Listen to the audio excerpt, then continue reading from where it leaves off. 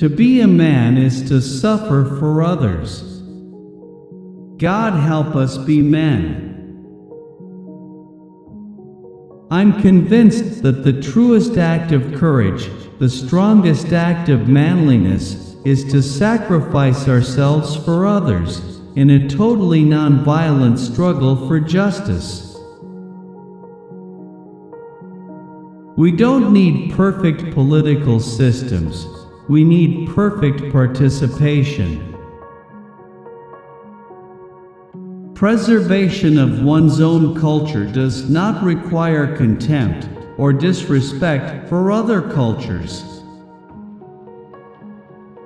Our language is the reflection of ourselves. A language is an exact reflection of character and growth of its speakers. Our language is the reflection of ourselves. A language is an exact reflection of character and growth of its speakers. When poor people get involved in a long conflict such as strike, there is a deep need for spiritual advice. Without it, we see families crumble, leadership weaken, and hard workers grow tired. History will judge societies and governments and the institutions not by how big they are or how well they serve the rich and the powerful, but by how effectively they respond to the needs of the poor and the helpless. Society is made up of groups, and as long as the smaller groups do not have the same rights and the same protection as others, it is not going to work.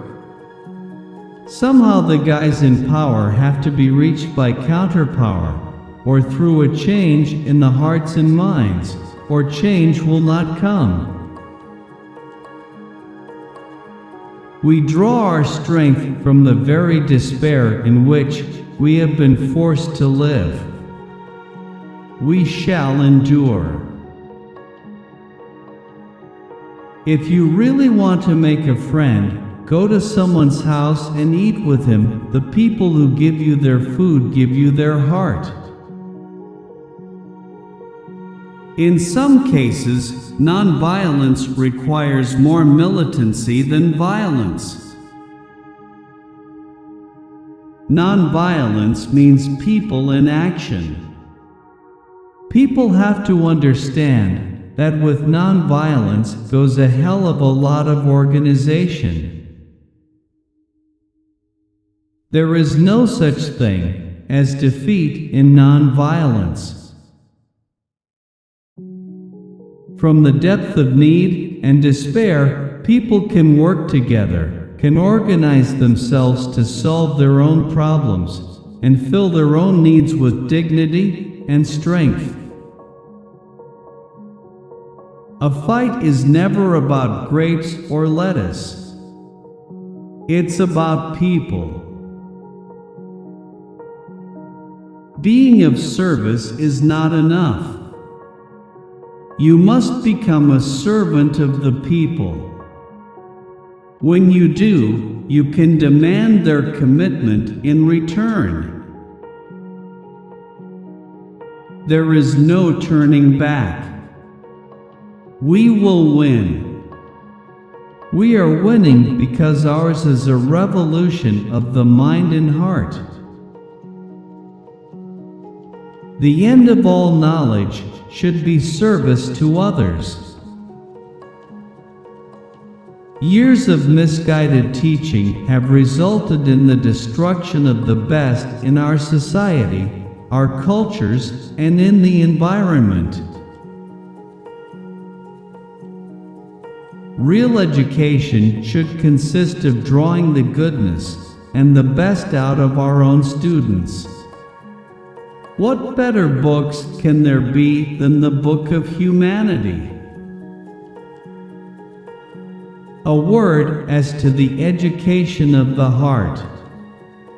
We don't believe that this can be imparted through books, It can only be imparted through the loving touch of the teacher.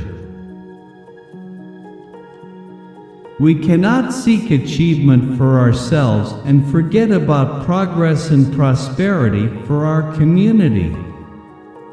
Our ambitions must be broad enough to include the aspirations and needs of others, for their sakes and for our own.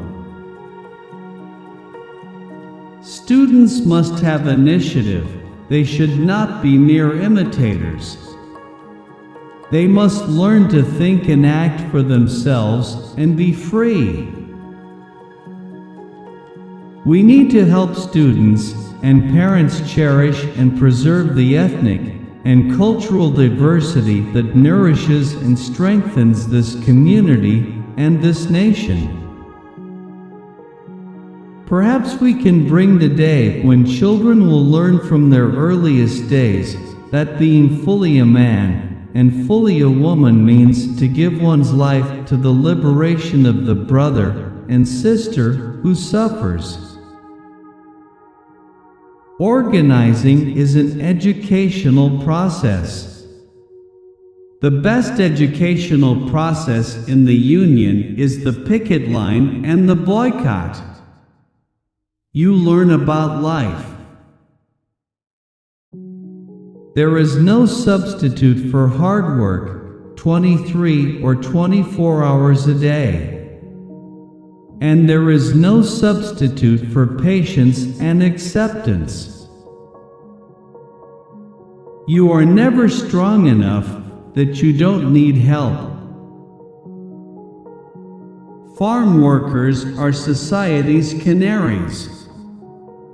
Farm workers and their children demonstrate the effects of pesticide poisoning before anyone else.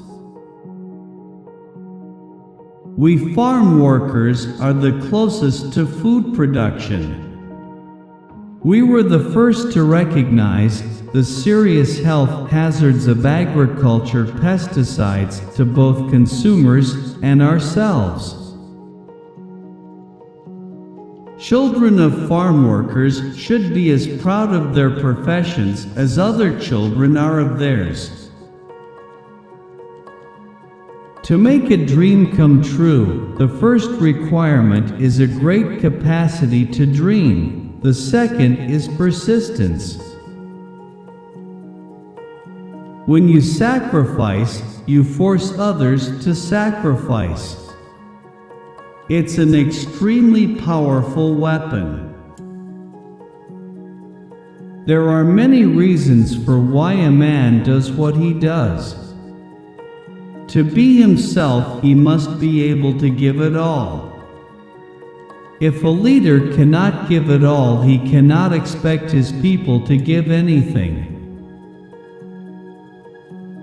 When we are really honest with ourselves, we must admit our lives are all that really belong to us. So it is how we use our lives that determines the kind of men we are.